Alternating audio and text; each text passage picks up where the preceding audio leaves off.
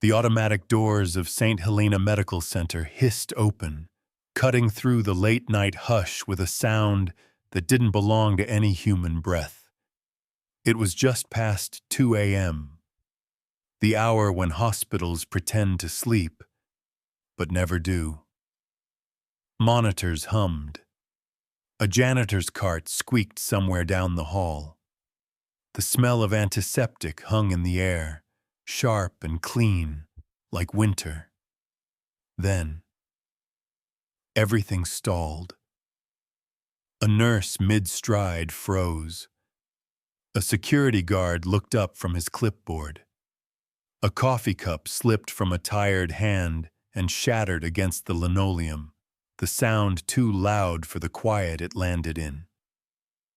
Standing just inside the threshold was a police dog, a Belgian Malinois, lean, soaked to the bone. Rainwater pooled beneath his paws. His chest heaved. Mud streaked his legs. One pad was torn raw, leaving a faint trail where he'd walked. But it wasn't the dog alone that stopped the room.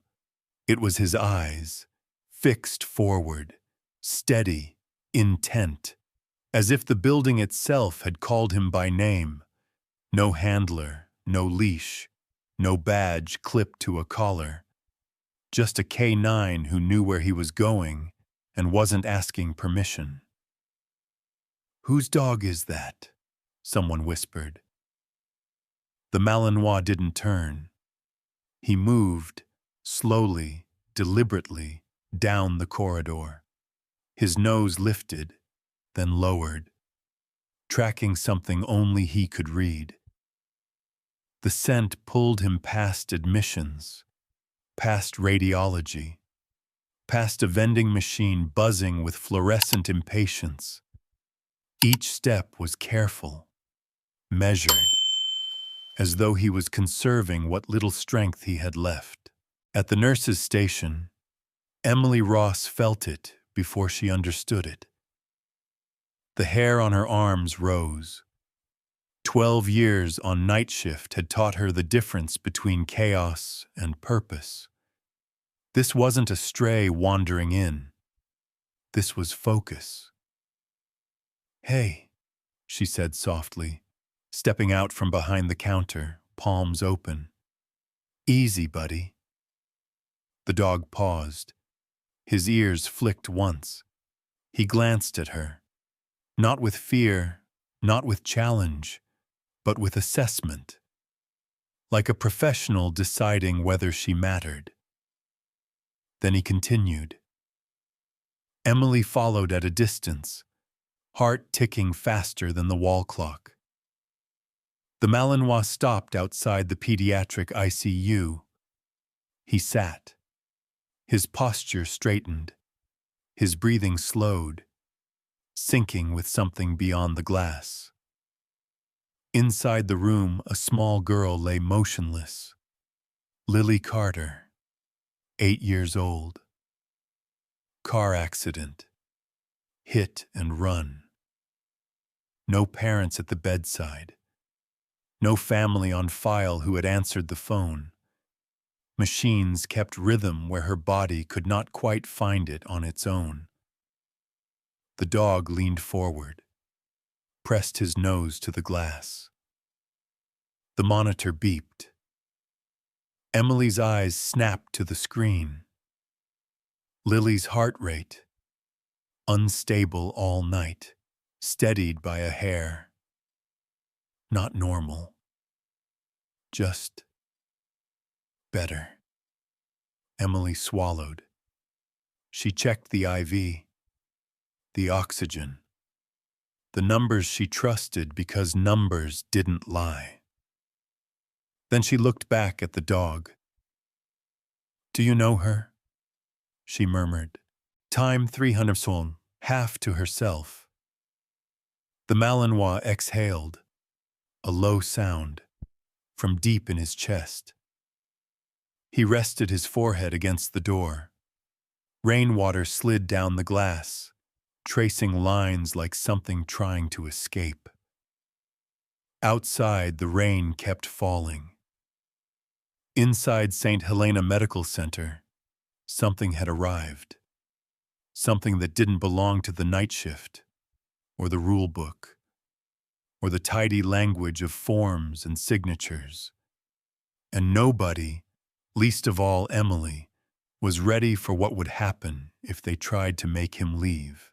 Nobody moved to make the dog leave. Not right away. The words, "what would happen if they tried," still hung in the air, heavy as humidity before a storm. Emily stayed crouched beside the glass, aware of every sound now. The soft tick of the clock, the faint wheeze of the air vents, the steady, stubborn rhythm of Lily's heart monitor. The Malinois remained seated, body angled toward the door, like a compass needle locked on true north. Dr. Aaron Feldman cleared his throat. He was past 60, silver-haired, calm in the way only doctors who had seen too much could be. "Emily," he said quietly, "I need you to tell me exactly what you think is going on." Emily didn't look away from the girl. "I think," she said, "he followed her here." "That's a police dog," Feldman replied. "Even the best K9 units don't track across a city by accident." "I know," Emily said. "That's why I'm saying it out loud." The Malinois shifted. His nostrils flared. He lifted his head, inhaled deeply, then let out a slow breath through his nose. A sound almost like resignation. Emily noticed the way his shoulders sagged for half a second before he straightened again. Fatigue. Not confusion. Not fear. Purpose. A young resident stepped closer, curiosity outweighing caution. "What's his name?" she asked. Emily hesitated. She hadn't thought about that. Names meant ownership, paperwork, rules. She glanced down at the dog. "Do you know it?" she asked softly. The Malinois didn't respond. He leaned closer to the glass, his nose fogging a small circle directly over Lily's hand. Inside the room, Lily stirred. It wasn't dramatic. No gasp. No sudden awakening. Just a faint tightening of her fingers, like she was holding on to something in a dream. The monitor reflected the change immediately. Her heart rate lifted, steadier than before. Feldman's eyes narrowed. "That's not coincidence," he muttered. A security supervisor arrived, badge gleaming under fluorescent lights. "We've got animal control on the way," he said. "We can't make exceptions. If administration hears about this..." Emily finally turned to face him. "Then administration can explain why her vitals drop every time he moves away." The supervisor opened his mouth, then closed it. He looked at the monitor, then at the dog, then back at Emily. "5 minutes," he said at last. "That's all I can give you." The Malinois seemed to sense the shift. He stood slowly, joints stiff, and padded closer to the door. Emily unlocked it just enough to let him enter. Her heart pounded like she was committing a crime she'd never regret. The room smelled different inside. Plastic tubing, warmed blankets, antiseptic, mixed with something human and fragile. The dog lay down beside the bed. Time 3. Careful not to touch anything but the floor. His eyes never left Lily. For the first time since admission, her breathing evened out. She knows him, Emily whispered. Feldman nodded. Or her body does. Footsteps approached in the hall. Measured. Familiar. Officer Mark Reynolds stopped in the doorway. Rain clung to his jacket. He took in the scene. The girl, the dog, the frozen staff. His face went pale. "That's Atlas," he said. Emily turned. "You know him?" "Yeah," Mark replied. "Search and rescue, missing kids, disaster zones." He swallowed. "He was pulled from duty after a case went bad." "What happened?" Emily asked. "They were too late." Atlas flicked an ear, but didn't turn. His focus stayed on Lily. This wasn't a dog chasing a memory. This was a dog correcting a mistake. From the hallway, wheels rolled closer. A carrier, a clipboard, animal control. Emily's stomach tightened. She looked at Atlas, at Lily, at the fragile peace settled over the room like a held breath. And she realized whatever choice came next would change all of them. The wheels stopped just outside the room. Emily didn't have to look to know what it was. She heard it instead. The faint metallic rattle of a carrier latch, the quiet clearing of a throat, the sound of procedure arriving to replace instinct. Atlas felt it too. His body tensed. Not aggressive, not afraid. Ready. "Let me talk to them," Mark Reynolds said under his breath. He stepped into the hallway, lowering his voice the way cops do when they're trying to keep a bad situation from getting worse. Emily stayed where she was, one hand on the bed rail, the other hovering near Atlas, without touching him. Inside the ICU room, time seemed to slow. Lily's face was pale beneath the overhead light. Her lashes rested against bruised skin. Emily noticed things she hadn't let herself notice before. The faint yellowing along the girl's wrist, older than the accident. A healing cut near the hairline, half hidden. Signs that didn't belong to a single night of bad luck.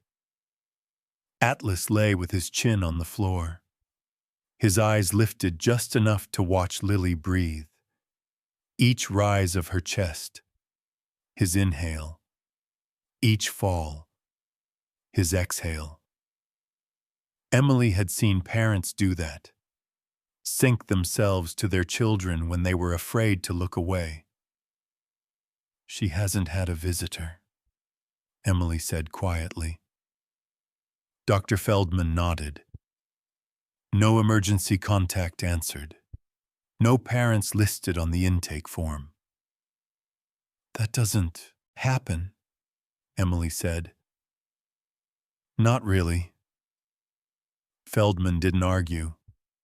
He'd been doing this too long to pretend paperwork always told the truth. In the hallway, voices rose just enough to carry. "We'll take custody," a woman said. "Professional, practiced. He's a K9, unaccompanied. This is a hospital, not a kennel." Mark's voice stayed calm. "You can see the monitor, right? That's not evidence." "It's not nothing either." Emily's jaw tightened. She leaned closer to Lily and brushed a strand of hair from the girl's forehead. "You're doing good," she whispered. "You're still here." Atlas lifted his head slightly. His nose twitched. He shifted closer to the bed. Not touching, just close enough that Lily's fingers hovered inches from his fur. Then Lily moved. Her hand lifted, barely more than a tremor, and drifted toward the edge of the bed. Emily froze. Atlas didn't. He raised his head and nudged his muzzle under her palm, slow, deliberate, like he was afraid of startling her. Lily's fingers curled. The monitor responded instantly. Emily's breath caught. She felt him. Dr. Feldman leaned in, eyes fixed on the numbers. That's a purposeful movement. From the doorway, the animal control officer hesitated. That shouldn't... Don't, Mark cut in. The room held its breath again. Lily's lips parted. Time 900 miles. No words came out. Her brow furrowed, like she was reaching for something in a fog. Atlas stayed perfectly still, letting her grip tighten around his fur. Emily felt her eyes sting. She'd seen miracles claimed before. False hope dressed up in coincidence. This wasn't that. This was connection. Raw, undeniable. What's her name? The officer asked, softer now. Lily, Emily said. Lily Carter. The officer glanced at the chart. No one's come. No, Emily replied. But someone did. Atlas's ears flicked. He leaned his weight just enough to support Lily's hand. Mark exhaled slowly. He found her once before. Emily turned. What? 6 months ago, Mark said. Domestic call-out near the river. Kid ran. Atlas tracked her through rain and mud, brought her back alive. Emily's chest tightened. Lily? Mark nodded. Same girl. Different night. The weight of it settled over the room. This wasn't chance. She hadn't been found once. She'd been found twice, by the same partner. A phone buzzed in the hallway. Administration, liability, questions. The world was catching up. Emily straightened. Something firm took root where doubt had been. She needs him, she said. The officer looked from the child to the dog, then down at her clipboard. The rules were clear. So was what she was seeing. I can give you some time, she said finally, but this won't disappear. I know, Emily replied. Atlas lowered his head again, staying close. As if he understood time was borrowed. Outside, rain streaked the windows. Inside, Lily's grip held fast. And for the first time that night, Emily realized this wasn't about whether the dog could stay. It was about whether anyone was brave enough to let him. The hallway outside the pediatric ICU slowly filled with a kind of tension that didn't announce itself loudly, but pressed in from every direction. Phones vibrated in pockets. A supervisor's voice drifted from behind a half-closed office door. Somewhere down the corridor, a printer hummed, spitting out forms that would soon matter more than anyone wanted. Emily felt it tightening around her chest. Inside the room, nothing had changed. And yet, everything had. Lily's hand still rested in Atlas's fur. Her breathing, shallow but steady, followed a rhythm that hadn't been there an hour earlier. Atlas lay motionless beside the bed, muscles taut, eyes alert, as if he knew this calm was temporary. Dr. Feldman checked the monitor again, slower this time, like he was afraid of jinxing it. "She's stabilizing," he said quietly. "Not out of danger, but better than before." Emily nodded. "She needs continuity," she said. "No sudden changes." Feldman met her eyes. He didn't say including the dog, but they both heard it anyway. The door opened. Karen Mitchell from hospital administration stepped in. Her heels clicked sharply against the tile. She wore the look Emily recognized instantly. The expression of someone who had already read the policy and didn't expect to be challenged by reality. "I'm told there's an animal in a restricted unit," Karen said. Her eyes flicked to Atlas. "That's a violation of infection control and liability standards." Atlas lifted his head. Not threatening, just aware.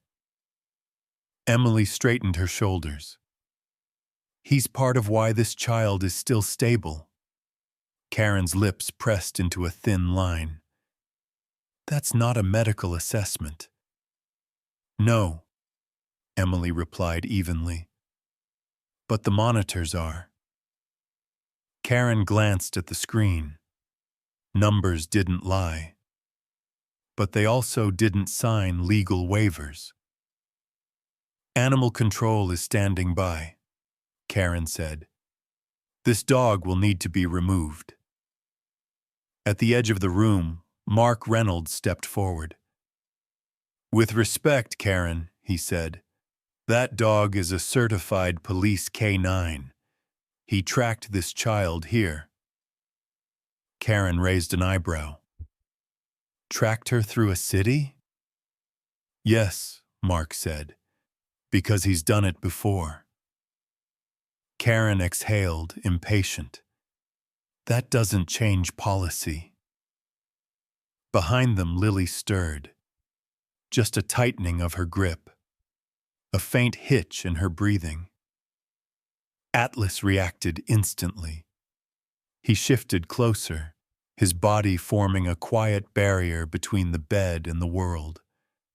The monitor beeped faster. The rhythm slipped. Emily moved without thinking. "Lily," she said softly, placing a hand on the girl's arm. "It's okay. You're safe." Karen frowned. "What's happening?" "She's responding to stress," Feldman said. "If we disrupt her environment right now, we risk losing the progress we just made." Karen looked at Atlas again. Really looked. The torn paw. The dried blood beneath his nails. The exhaustion held together by pure will. "I'm not heartless," Karen said. "But if something happens, if he bites someone, if there's an infection, this hospital is responsible." Emily's voice dropped. "And if something happens because we took him away?" Silence fell between them. From the doorway, the animal control officer cleared her throat. "For what it's worth," she said carefully, "this isn't typical behavior for a distressed animal. He's not pacing. He's not aggressive. He's guarding." Karen closed her eyes briefly. "I can allow him to remain temporarily," she said at last. "Under supervision. But this will escalate. Child Services has already been notified." Emily felt a chill that had nothing to do with the air conditioning. "Child Services?" Mark repeated. Karen nodded. "This child has no legal adult at her bedside. That's protocol." The words landed heavy. Emily looked at Lily again, at the bruising, at the silence, at the fact that no one had come running through those doors. Atlas sensed the shift. He let out a low sound, barely audible, mapping threats without language. "She's been failed before," Mark said. "Not tonight," Emily replied. Karen glanced at the clock. "I'll give you until morning," she said. "After that, decisions will be made." She turned and left. Her heels clicked away, like a countdown. The room felt smaller once she was gone. Mark leaned against the wall. "If Child Services steps in," he said, "they'll move her. Different facility, different caregivers." Emily looked down at Atlas. "And him? They won't see him as family." Atlas pressed closer to the bed. Lily's fingers tightened again. Emily felt something settle in her chest. Solid. Unmovable. "Then we're going to have a problem," she said quietly. Outside the ICU window, dawn was still hours away, but the night had shifted. Rules were closing in, systems were waking up, and Atlas wasn't going anywhere. Morning crept in the way it always did at St. Helena Medical Center, without ceremony. The night staff thinned out, replaced by fresh scrubs and quieter footsteps, as if daylight itself expected better outcomes. Pale sun filtered through the high windows, catching dust in the air and turning it gold. For a moment, the ICU looked almost peaceful.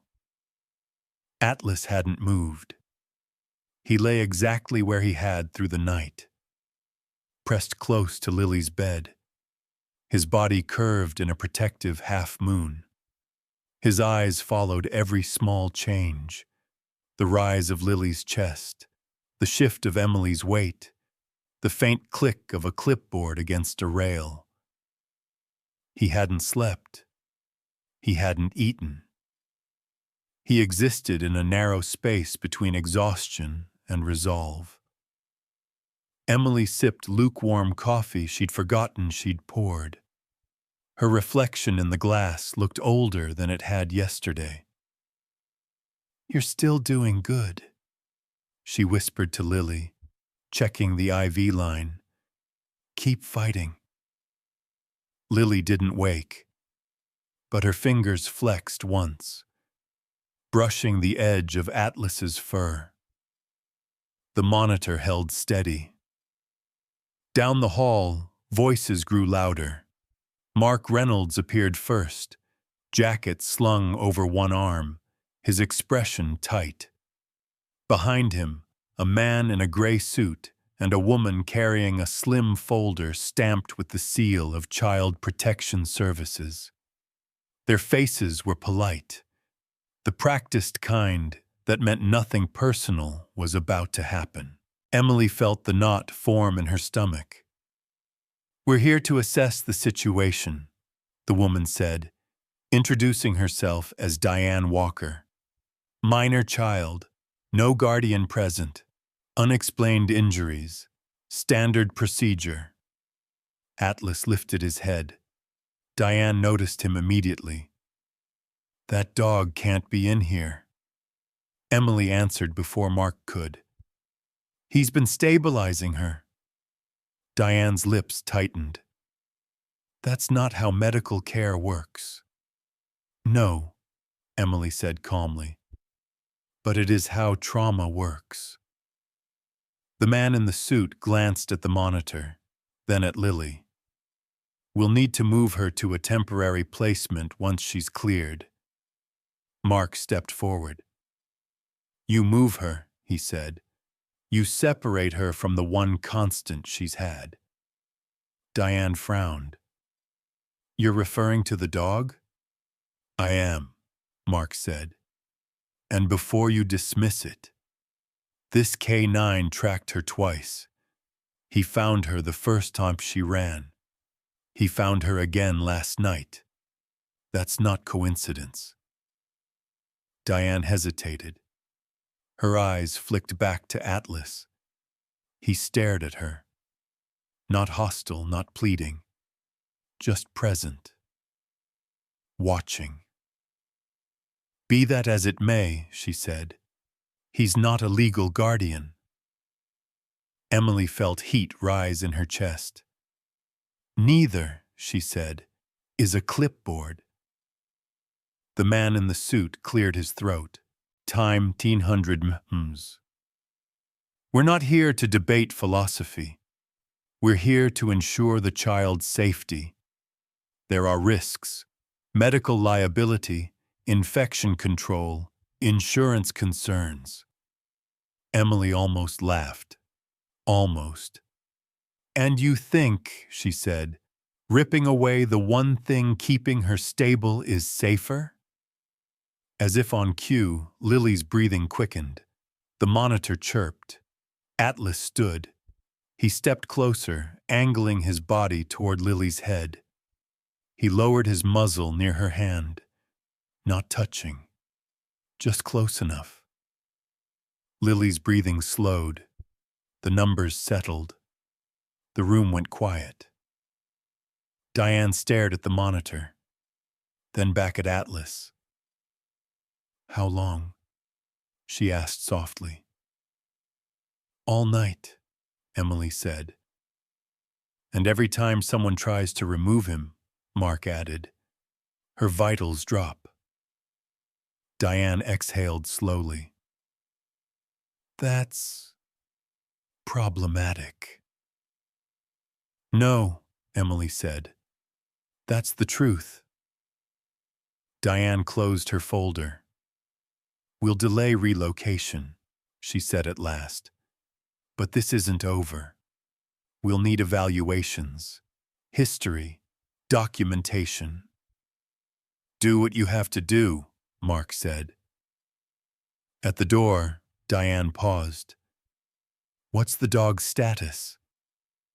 Benched, Mark said quietly. PTSD, pulled from service after a failed rescue. Diane looked back at Atlas. Funny, she said.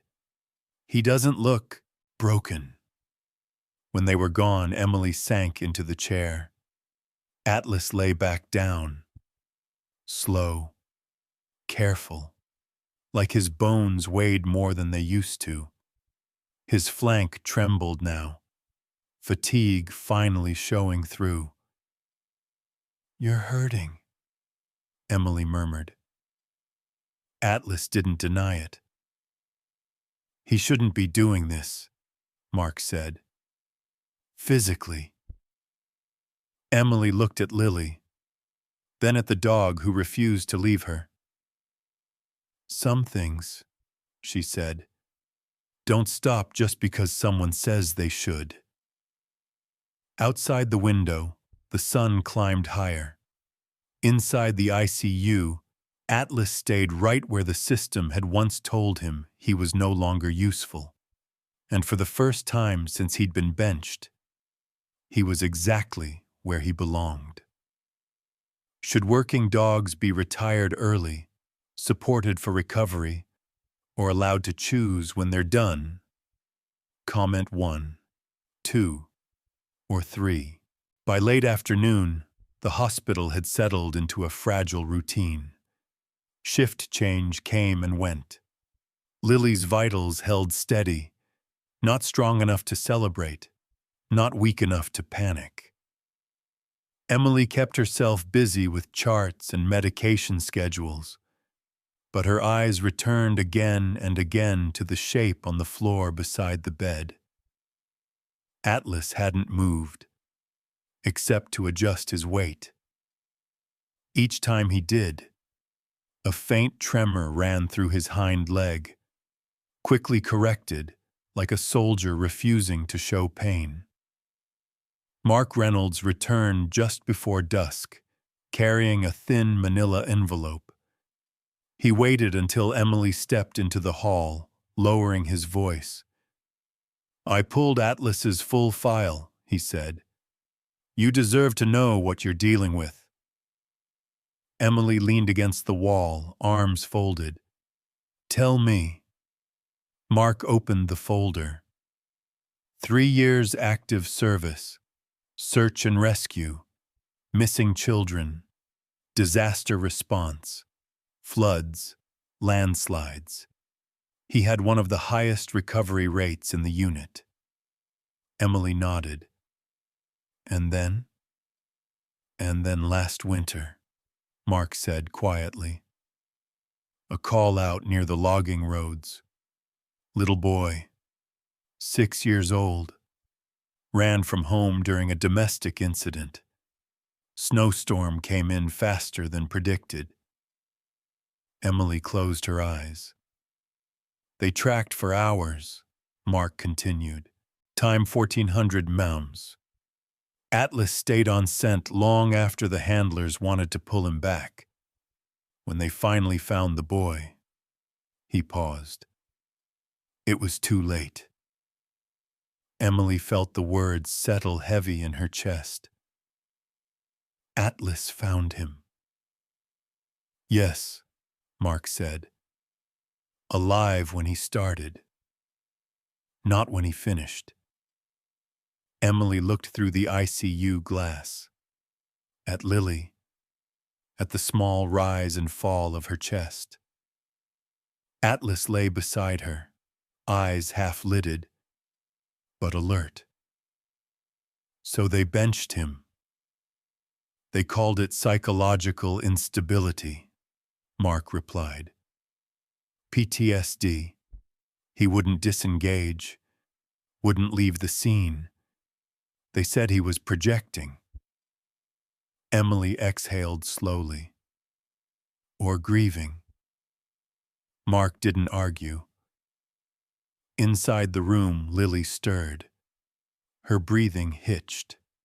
Shallow, uneven. The monitor responded, sharp and immediate. Atlas's head snapped up. He rose, despite the stiffness, and moved closer, placing his body between Lily and the open space of the room. Emily rushed in. "Lily," she said softly. "Hey, it's okay." Lily's brow furrowed. Her lips moved, soundless. Atlas lowered his head near her hand, breathing slow, deliberate. One beat. Then another. Lily's fingers twitched, brushing the edge of his ear. The monitor steadied. Emily swallowed hard. Later, when Lily drifted into deeper sleep, Emily knelt beside Atlas. Up close, the signs were impossible to ignore. The swelling along his rib, the stiffness in his gait, the raw determination holding everything together. "You're running on fumes," she whispered. Atlas didn't look at her. His gaze stayed fixed on Lily. Mark watched from the doorway. "He's doing what broke him before," he said. "Staying past the point of safety." Emily stood. "Or finishing what he couldn't." The words hung between them. As evening deepened, another visitor arrived. Dr. Helen Porter, trauma psychologist, called in quietly. She stood just inside the room, observing without interrupting. Her eyes moved from Lily to Atlas and back again. "This isn't dependency," Helen said softly. "It's regulation." Emily turned. "You mean—" "The dog is helping her nervous system stabilize," Helen explained. "And she's anchoring him too. Trauma recognizes trauma." Mark frowned. "So what happens when you take one away?" Helen didn't hesitate. You re-traumatize both. Outside, rain began again, tapping gently against the windows.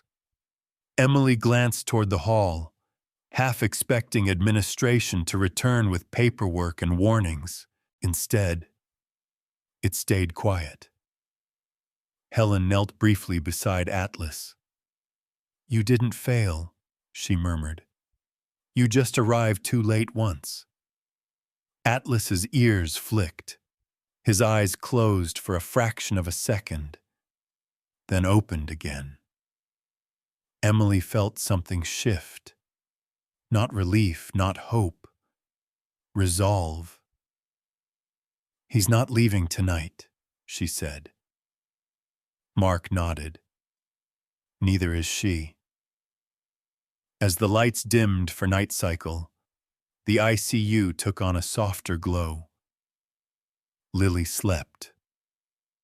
Atlas lay beside her, worn but unyielding.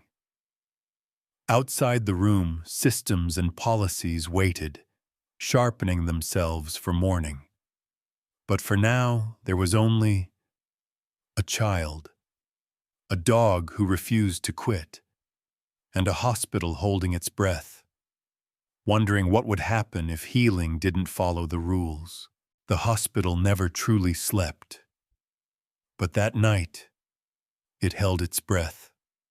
Rain slid down the tall windows in thin silver lines, blurring the city lights outside St. Helena Medical Center. Inside the pediatric ICU, Lily slept deeper than she had since being admitted. Her breathing was slow, even.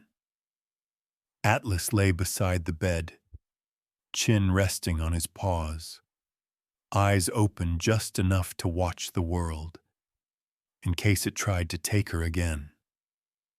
Emily sat in the corner chair, shoes kicked off, hands wrapped around a paper cup that had gone cold hours ago. She hadn't moved much. Neither had Mark Reynolds, leaning against the wall near the door, arms crossed, jaw tight. No one said it out loud, but they all felt it. The fragile calm was temporary. It broke with the sound of hurried footsteps. A security guard appeared at the doorway, face pale. "We've got a situation," he said quietly. Front desk flagged a man asking for information about a pediatric patient. He gave the name Lily Carter. Emily's stomach dropped. "Who is he?" Mark asked. "Didn't show ID," the guard replied. "But he's agitated. Says he's family." Atlas was on his feet before anyone finished the sentence. The low growl that rolled from his chest wasn't loud, but it froze the room. It wasn't rage. It was recognition. Helen Porter stiffened. "Time 200 mems. That's not a protective response," she said. "That's memory." Mark pushed off the wall. "I'll handle it." Emily shook her head. "Not alone." They stepped into the hallway, leaving Feldman with Lily and Atlas, though Atlas positioned himself so he could still see the door. His ears stayed pinned forward, every muscle drawn tight, as if the past had suddenly stepped closer. At the nurse's station, the man stood hunched, pacing, mid-40s, unshaven, jacket too thin for the weather. His hands shook, not from cold, but from something deeper. When he saw Mark's badge, his eyes narrowed. "I'm here for my kid," he snapped. "You people took her." Mark's voice stayed level. "What's your name, sir?" "Doesn't matter," the man said. "She needs to come home. She doesn't belong here." Emily felt her chest tighten. "Where were you last night?" The man scoffed. "That's none of your business." Mark stepped closer. It is if you're claiming guardianship. The man's gaze flicked toward the ICU doors. She's scared of hospitals, he muttered. Always has been. Behind the glass, Atlas let out another low sound. The man froze. That dog, he said hoarsely. Why is that dog here? Mark saw it then. The shift. The fear that didn't belong to someone worried about a child, times 1600 mems, but to someone afraid of being seen. You recognize him. The man swallowed. That thing attacked me. Emily felt a cold clarity settle in. No, she said quietly. He protected her. The man's voice rose. You don't know what she's like. She runs. She lies. That's enough, Mark cut in. Atlas's growl deepened, echoing faintly down the hall. Nurses stopped moving. Conversations died mid-sentence. The man backed away, sweat breaking across his brow. He's dangerous, the man insisted. That dog shouldn't be near her. Helen stepped forward. You shouldn't either. Security closed in. Mark reached for his radio. We're going to step outside and talk, he said. Now. The man tried to bolt. He didn't get far. 2 guards blocked the exit as Mark grabbed his arm, pinning him gently but firmly against the wall. The man sagged. I didn't mean to hurt her, he whispered. I just lost control. Emily's hands shook. That's not love, she said. That's danger. When they escorted him away, the hallway exhaled. Someone resumed typing. A phone rang. Life crept back in. Cautious. Inside the ICU, Lily stirred. Emily rushed back in. Atlas was already there, pressed close, blocking the empty space beside the bed. Lily's breathing quickened, then slowed as Atlas settled. It's okay, Emily whispered. He's gone.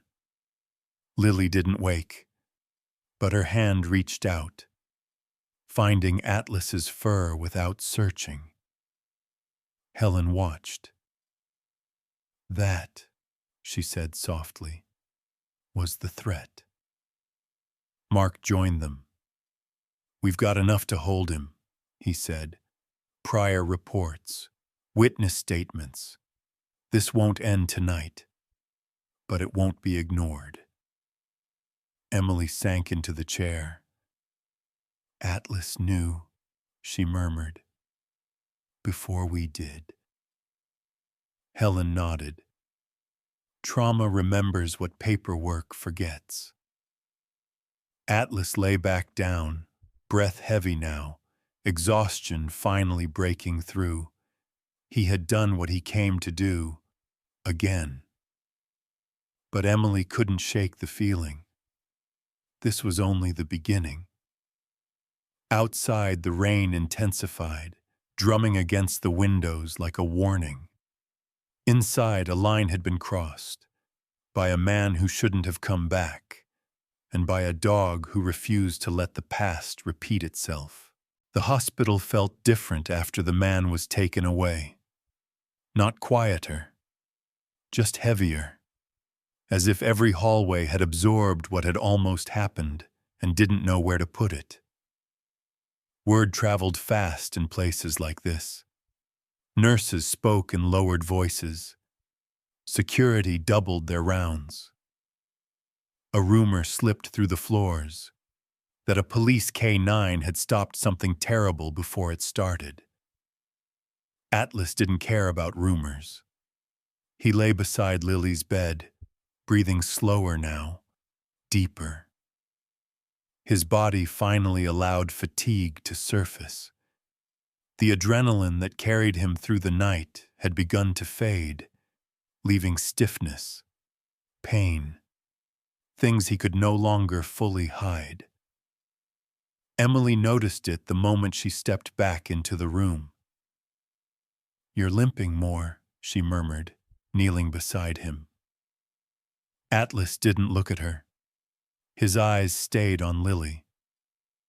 Dr. Feldman entered quietly, closing the door behind him. His face was drawn, the way it got when medicine stopped being about treatment and started being about decisions. "Child Services is escalating," he said. "They want a formal transfer plan by morning." Emily straightened. "Transfer where?" "Another facility," Feldman replied. "Out of county. Foster placement once she's stable." Emily felt the floor tilt beneath her. "Time to thousands. You can't just move her." "They can," Feldman said gently. "Legally." Across the room, Lily shifted, her brow furrowed, as if she sensed something slipping away before anyone said it out loud. Atlas lifted his head and nudged closer. His movement was slower now, labored. "That dog complicates things," Feldman added carefully. Emily let out a bitter laugh. "That dog," she said, "is the only thing holding this together." A knock came at the door. 2 figures stepped in. Diane Walker and a man Emily hadn't seen before, late 40s, crisp suit, tablet tucked under one arm, the kind of professional who spoke in bullet points. "I'm Ethan Moore," he said, "County Legal Liaison." Emily crossed her arms. "Of course you are." Ethan smiled thinly. "We're concerned about liability. An unassigned K-9 in a pediatric ICU raises serious insurance and compliance issues. If anything happens," Emily interrupted, "it'll be because you took away the one stabilizing factor she has." Diane sighed. "No one is denying the bond," she said. "But hospitals aren't equipped to make long-term emotional accommodations, especially ones that conflict with policy." Atlas shifted again. His back leg buckled slightly, then corrected. Emily saw it. Feldman saw it. Diane did too. "He's injured," Diane said softly. "Yes," Emily replied, "and still here." Ethan tapped his tablet. "We're prepared to authorize removal of the animal under emergency health regulations." The words landed like a gavel. Lily stirred violently. Her breathing spiked. The monitor responded, alarms chirping in sharp protest. Atlas rose despite the pain. He moved closer to Lily's head, his body trembling under the effort. Emily rushed to the bed. "Lily," she said, "you're safe. You're okay." Atlas lowered his muzzle near Lily's cheek, breathing slow, deliberate. Lily's movements slowed. The alarm softened. Ethan stared at the monitor. "That's inconvenient." "That's reality," Emily said. Diane closed her eyes. "What happens if the dog collapses?" Emily didn't hesitate. "Then we treat him like anyone else who gave everything to keep someone alive." Silence stretched. Feldman cleared his throat. "From a clinical standpoint," he said, Separating them right now poses a greater risk than keeping them together. That's not a recommendation you can defend in court, Ethan said. Feldman met his gaze. Then I'll defend it anyway. The room went still. Atlas lay back down. His breath was heavy now. His eyes never left Lily. Emily knelt beside him, resting a hand lightly on his shoulder. She could feel the heat, the tension. "You're running out," she whispered. Atlas didn't deny it. Diane stepped back toward the door. "We'll delay action," she said. 24 hours, no more." Ethan looked displeased, but said nothing. When they left, Emily sank into the chair. Exhaustion crashed over her. Mark Reynolds appeared in the doorway. "They're going to push," he said. "I know," Emily replied. "And so is he." Mark glanced at Atlas. "How much does he have left?" Emily looked at the dog who had already crossed every limit. "Enough," she said softly. "If we don't break him first." Outside the window, clouds thickened again. Inside, lines were being drawn, not just between agencies and policies, but between what was easy to justify and what was right. Atlas lay beside Lily, injured, unyielding, and the system was preparing to make its move.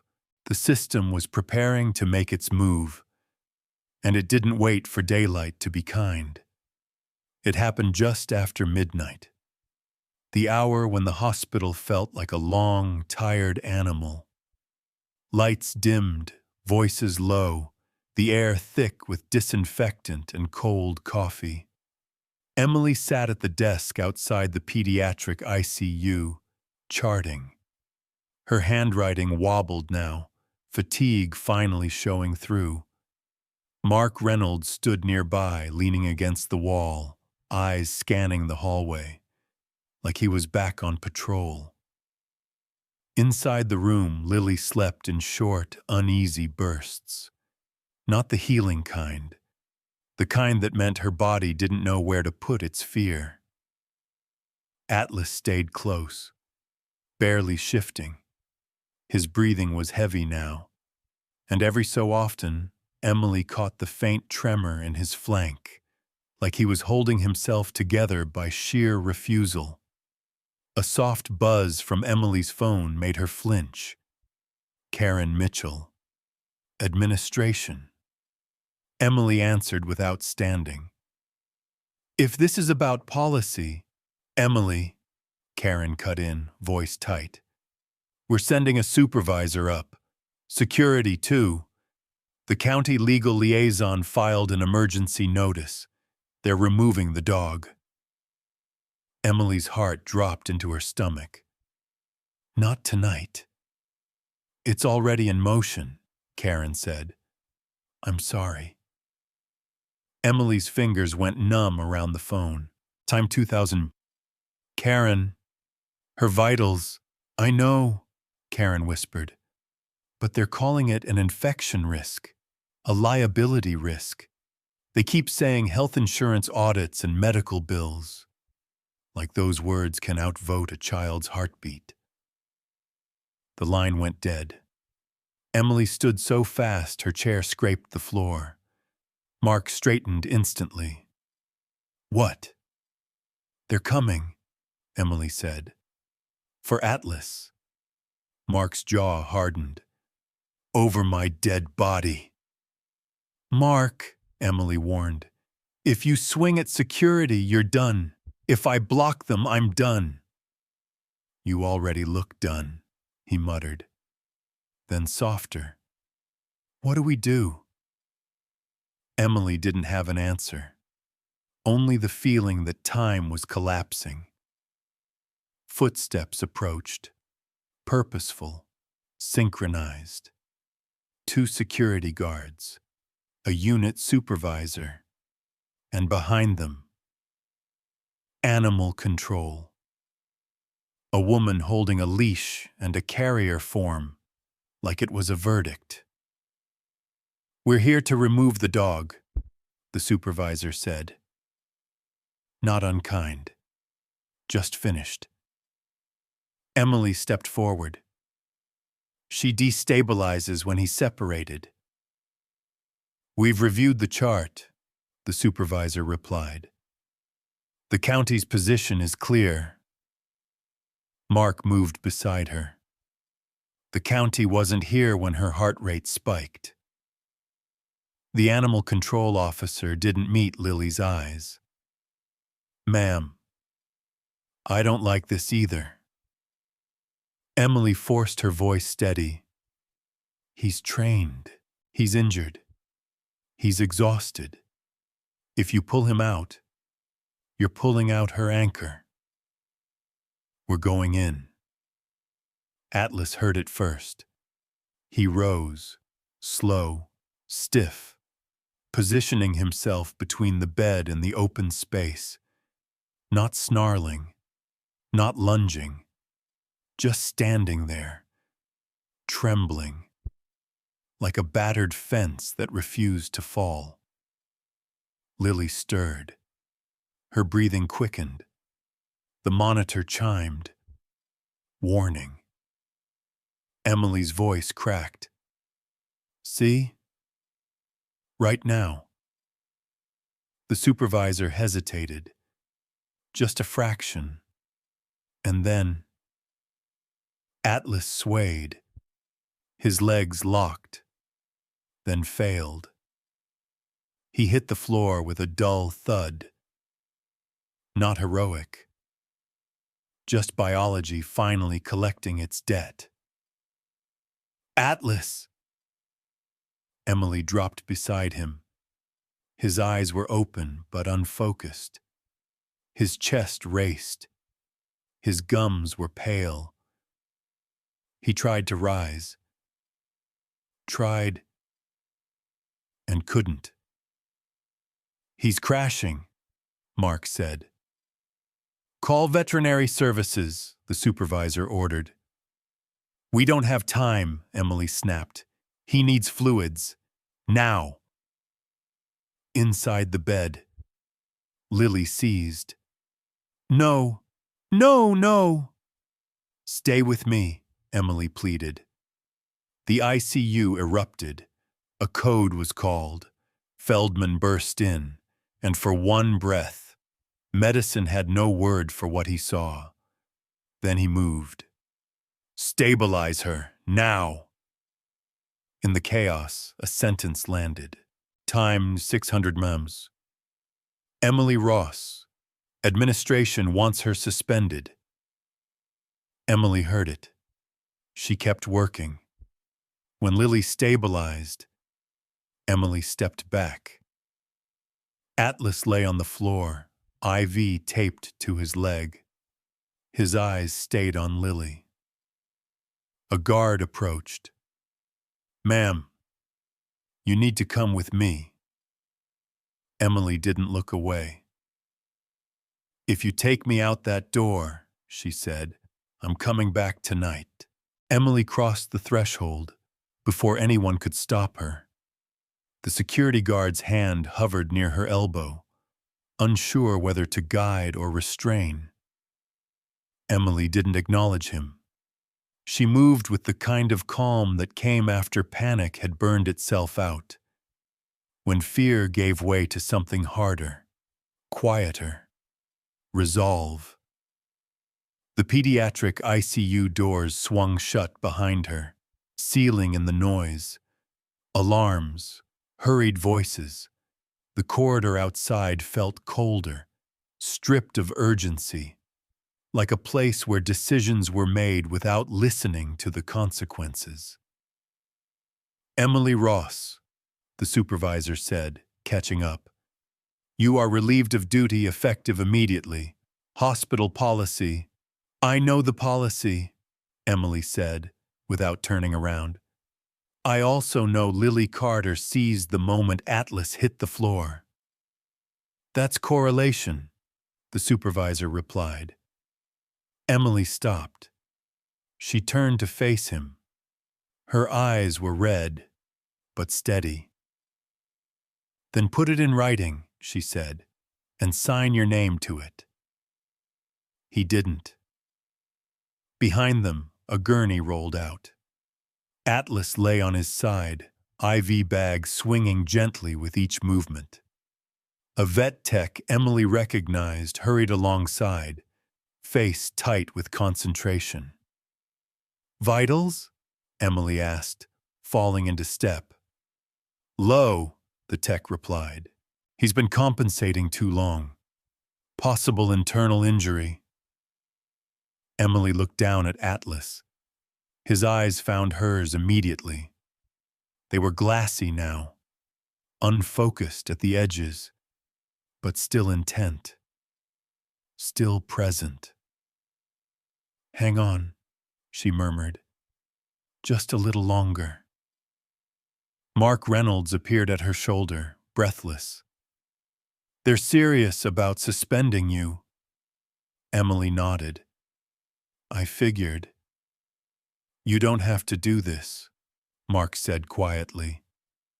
You've already done more than anyone could ask. Emily stopped beside the gurney. That's the thing, she said. No one ever asks. Until it's too late. They reached the small treatment room near the loading dock. The place for overflow, for repairs, for what didn't fit. The vet tech guided the gurney inside.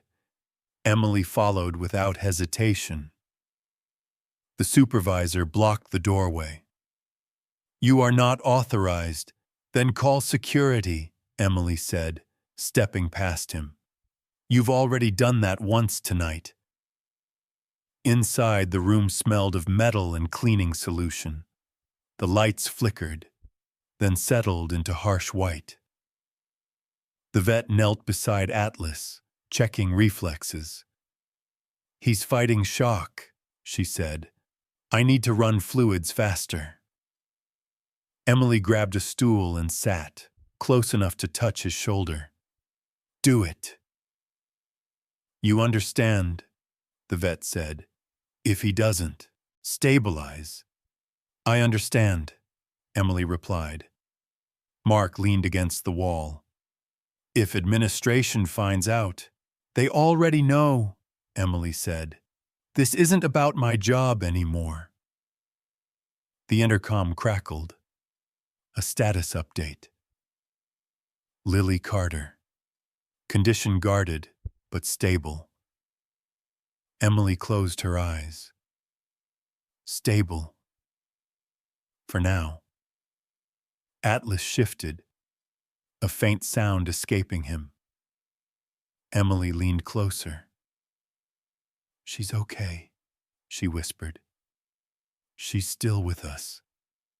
His breathing slowed. Just a fraction. The door creaked open. Dr. Feldman stepped in. He took it all in. The room, the dog, Emily where she shouldn't be. Administration is losing their minds, he said. Are you here to stop me? Emily asked. Feldman sighed. I'm here to tell you Lily asked for him. Emily's breath caught. She's awake? Not fully, Feldman said, but she called his name. Her heart rate settled when I told her he was close. The room went still. The vet looked up. Then we keep him alive, she said. Simple, certain. Feldman met Emily's gaze. I'll deal with the fallout, he said. You focus on the living. Time stretched. Minutes blurred. Atlas's breathing evened. The tremor softened. Emily didn't move. Outside, phones rang. Emails were sent. Decisions were drafted by people who hadn't been there. Inside, line had been crossed by a nurse who refused to leave, by a doctor who chose people over policy, by a dog who had already given everything. The vet exhaled. "He's stabilizing," she said. "Not out of danger, but better." Emily sagged, forehead resting against Atlas's shoulder. "Good," she whispered, "because we're not done." Feldman's phone buzzed. "Child Services is back," he said. "They want Lily moved at first light." Emily straightened. "Then first light," she said, "is going to be a problem." She squared her shoulders and stepped back into the hallway, ready for whatever came next. Morning arrived without apology. First light slid through the narrow windows of St. Helena Medical Center, pale, cold, illuminating a hospital that had already decided how it wanted this story to end. Phones rang earlier than usual. Doors opened with more urgency. Clipboards appeared, like shields. The system was awake, and it was efficient. Emily stood outside the pediatric ICU, scrub jacket folded over her arm, badge clipped. But meaningless now. Officially, she was suspended pending review. Unofficially, she was exactly where she needed to be. No one told her to leave again. No one asked her to stay. The silence said more than either. Inside the ICU, Lily lay quiet, eyes closed, but no longer restless. The night's seizure had taken something out of her, leaving behind a fragile stillness. Dr. Feldman stood at the foot of the bed, scanning vitals with practiced calm. That didn't quite hide the tension beneath. "She's holding," he said quietly. "Barely. But she's holding." Emily nodded. Her gaze drifted to the other side of the room. Atlas lay on a thick blanket from storage, IV line taped carefully along his foreleg. His breathing was steadier now, though each rise of his chest still looked, time 3 hums, like work. A faint bruise darkened his side. He hadn't tried to stand since the night before, but his eyes were open.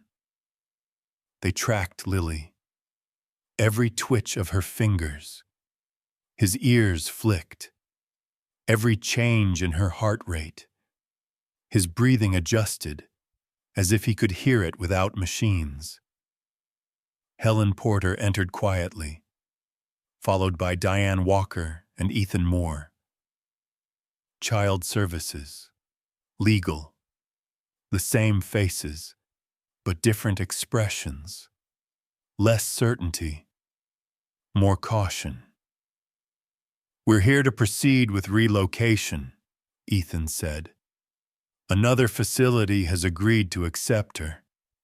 This hospital's exposure, medical liability, insurance coverage, medical bills, has exceeded acceptable limits." Emily exhaled slowly. "You move her now," she said. "You destabilize her again." Diane glanced at Lily, then at Atlas. "We're not ignoring the bond." "You're minimizing it," Emily replied. Helen stepped forward. "You can't separate trauma survivors during acute recovery without consequences," she said. "That includes non-human attachments." "This is a hospital," Ethan said, "not a therapy center." Helen met his gaze. "Then explain why her vitals worsen every time you threaten to take him away." Ethan opened his mouth and stopped. Lily moved. Her eyes fluttered open, unfocused, then narrowing. Emily was at her side instantly. "Hey," she whispered. "You're okay. You're here." Lily's lips parted. "Atlas." The room froze. "He's right here," Emily said. Lily's eyes found him. Relief washed over her, deep, immediate. Her hand lifted weakly. Atlas inched closer, placing his muzzle within reach. Lily's fingers curled into his fur, like something she'd been missing all night. Her heart rate settled. "That's the most stable she's been since admission," Feldman said. Silence filled the room.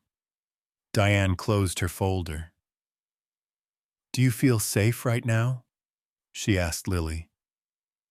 Lily nodded. "As long as he's here." Ethan shifted. "She doesn't understand long-term placement. She understands safety," Emily said. "We're not moving her today," Diane said. "We'll reassess when she's stronger." "That's not protocol," Ethan said. "Neither is ignoring evidence." They left. The ICU breathed again. Emily sank into the chair. Atlas looked at her. "You did it," she whispered. His tail thumped once, small, tired, unmistakable. "We bought time," Feldman said. "Not answers, just time." Time was enough. Outside, the sun climbed higher. Some stories don't disappear because they're inconvenient.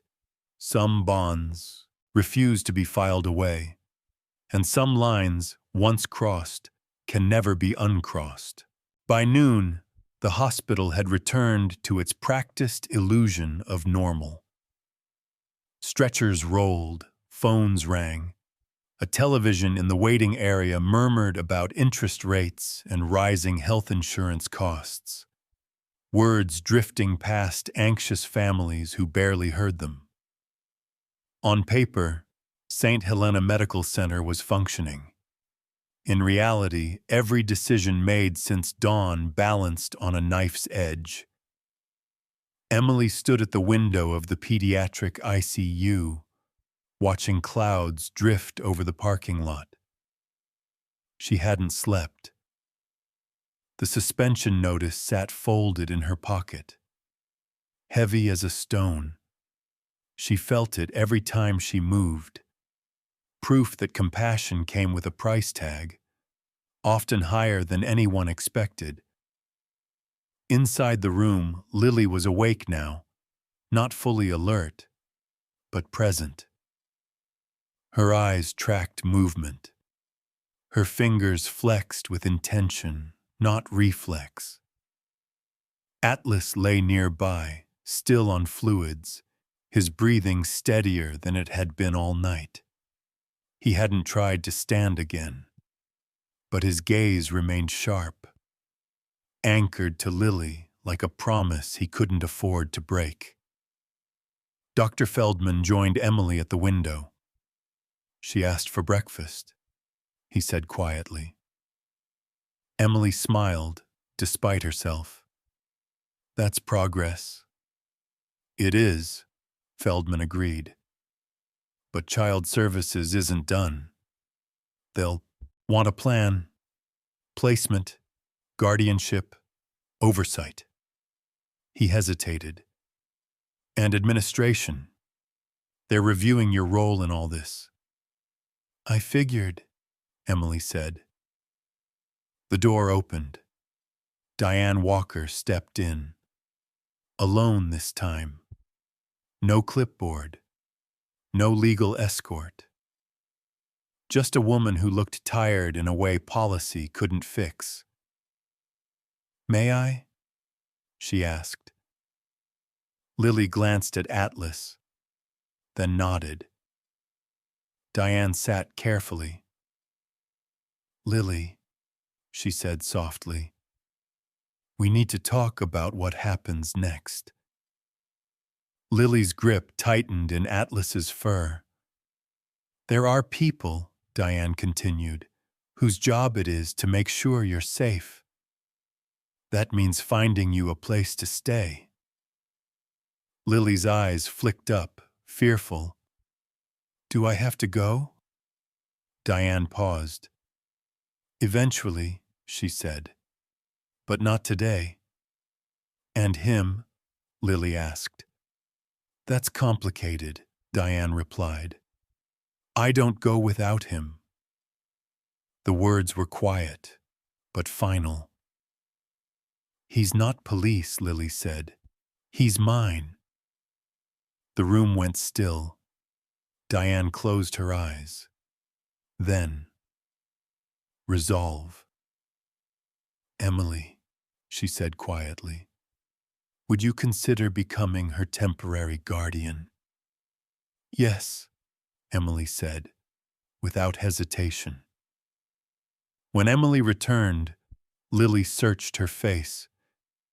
"He's staying," Emily said softly. Lily hugged Atlas. He absorbed it. Time to 600 moms. Like it was what he'd been built for. Outside, the hospital kept moving. Inside, something far more expensive had been secured. A future. And for the first time since the doors had hissed open in the night, Emily believed they might actually make it. The first night Lily slept without alarms felt unreal.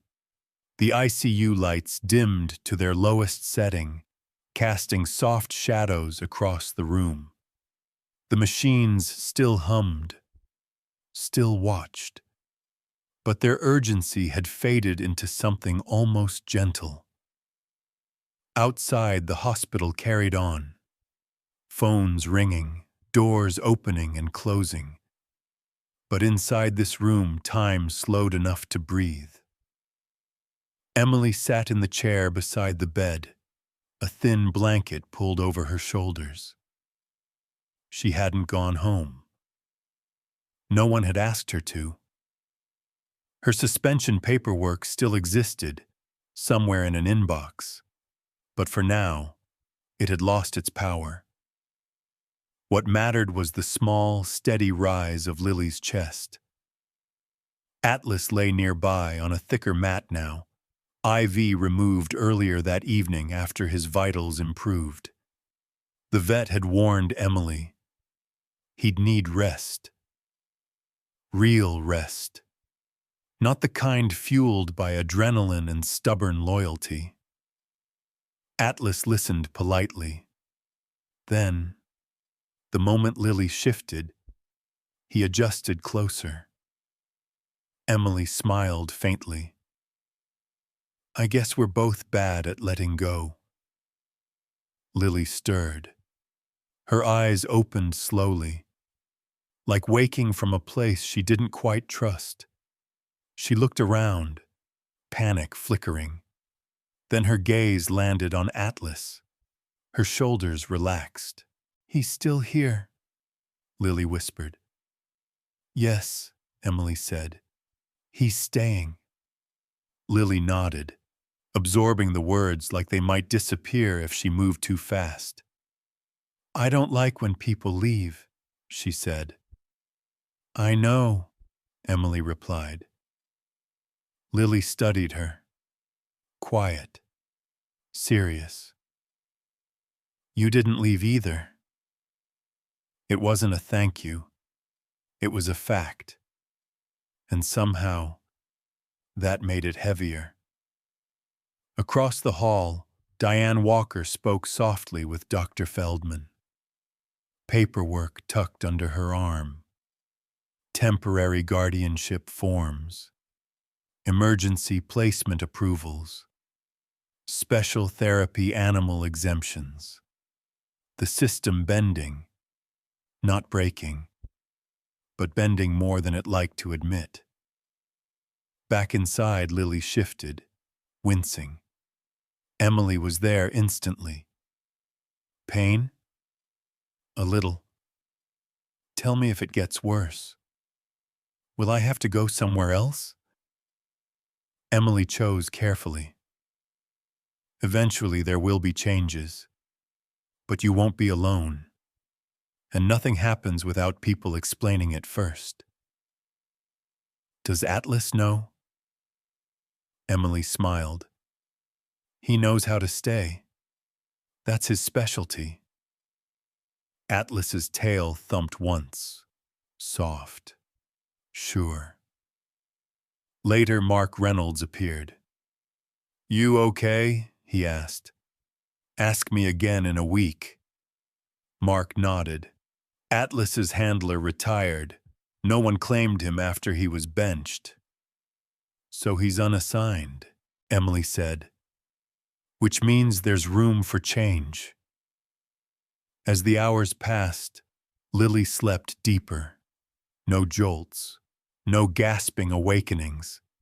Atlas closed his eyes, fully, for the first time since arriving. Emily watched them. Court dates, evaluations, therapy, insurance reviews. None of it scared her now, because for the first time, she wasn't alone. She rested her hand on Atlas's shoulder. You did good, she whispered. His breathing deepened. Outside, life stayed loud. Here, something simpler took shape. Not a miracle. Not a happy ending. Just 3 lives. Learning how to stay. Discharge days were usually loud. Paperwork slid across counters. Voices overlapped. Someone always forgot a signature. But the morning Lily was cleared to leave St. Helena Medical Center. The ward moved with unusual care. Like the building itself didn't want to spook what had taken root inside its walls. Emily stood at the foot of the bed, reading instructions she already knew by heart. Follow-up appointments, trauma counseling, physical therapy, prescriptions that came with conversations about coverage and costs. She nodded anyway. There would be time for numbers later. Lily sat upright, for the first time without fear crossing her face. A borrowed hoodie swallowed her shoulders, sneakers from Lost and Found. Atlas lay at her feet, alert, calm, a simple harness replacing IV tape. Ready? Emily asked. Lily looked down at Atlas, then back up. As long as he comes. He's coming, Emily said. The certainty surprised even her. Dr. Feldman entered. Vitals look good, he said. Both of you. Atlas's tail moved once. Diane Walker followed. Documents stamped, signed, approved. Temporary guardianship, emergency placement, therapy animal exemption. Each page a compromise the system rarely made. Time for 800 mams. You'll have visits, Diane said. Counselors, check-ins. If anything feels wrong, you call. I will, Emily replied. As they stepped into the hallway, people paused. A small wave. A quiet smile. Even security shifted aside. The automatic doors loomed ahead. For a moment, Lily hesitated. Atlas stepped closer, pressing against her leg. Steady, grounding. It's okay, Emily whispered. We're not leaving each other. The doors slid open. Cool air, wet pavement, pine. Sunlight broke through, pale, uncertain. Mark Reynolds waited. "Looks like you found your assignment," he said. Atlas didn't react. He didn't need to. As they crossed the lot, Lily squeezed Emily's hand. "Is it going to be quiet?" "Sometimes," Emily said, "but it'll be ours." Atlas settled at Lily's feet. Emily paused. One last look at the hospital. No triumph, only responsibility. The engine started. The city thinned into road and green. "He didn't leave," Lily said. "He knows how to stay," Emily replied. No sirens, no monitors, just forward motion. This wasn't an ending. It was work. And healing sometimes looked like walking out together. The house was quiet in a way the hospital never was. Not empty, just honest. The kind of quiet that lets small sounds matter. A kettle warming on the stove. The tick of an old clock. One Emily had inherited and never replaced. Outside, wind moved through the pines, patient, steady, like the world was breathing at its own pace again. Lily sat cross-legged on the living room floor, coloring with careful focus. The bruises had faded to pale shadows. The fear still lived somewhere behind her eyes, but it no longer ruled the room. Atlas lay beside her, stretched out on a rug that had once belonged to Emily's parents' dog. His movements were slower now, deliberate. He rose only when he needed to, and when he did, he chose his steps with the wisdom of something that had learned the cost of pushing too far. Emily watched them from the doorway, a mug warming her hands. She had learned to measure time differently, not by shifts, not by alarms, but by moments that didn't ask to be hurried. Lily's first uninterrupted night. Atlas's first full meal without pain medication. The way laughter returned, quietly, like it was checking whether it would be allowed to stay. There were still appointments, counseling sessions that asked Lily to find words for things she had survived without language. Vet checkups that reminded Emily how close Atlas had come to not making it. Conversations about coverage, co-pays, long-term care, the cost of healing bodies and minds. None of it was simple. But it was real. That afternoon, Diane Walker stopped by. No clipboard, just a notebook she barely used. "She's different here," Diane said, calmer. Emily nodded. "So is he." Diane smiled. "So are you." After she left, Lily held up her drawing. 3 figures, one tall, one small, one four-legged, drawn larger, not because he was bigger, but because he was closer. "Is it okay if I hang this up?" "Anywhere you like," Emily said. At dusk, the back door opened. Cool air, earth, leaves. Atlas stepped outside, slowly. Lily followed, barefoot. He sat at the edge of the yard, watching, always watching. "You don't have to watch all the time," Lily said. Atlas didn't answer. He shifted, sharing the weight. Emily watched the sky turn amber, time 300 mms, and rose. She thought about the night, the rules, the moment everything almost broke. This wasn't luck. It was choice. A dog who refused to quit. A child who learned how to stay. A system that bent. Just enough. Atlas looked back. Not warning. Not urgency. Just acknowledgement.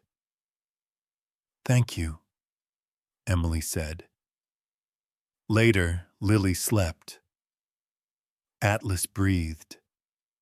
The house folded into night. Sometimes home isn't where you're from.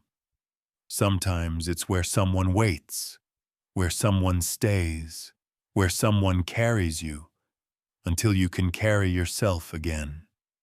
And sometimes, if you're very lucky and very brave, that someone walks on 4 legs.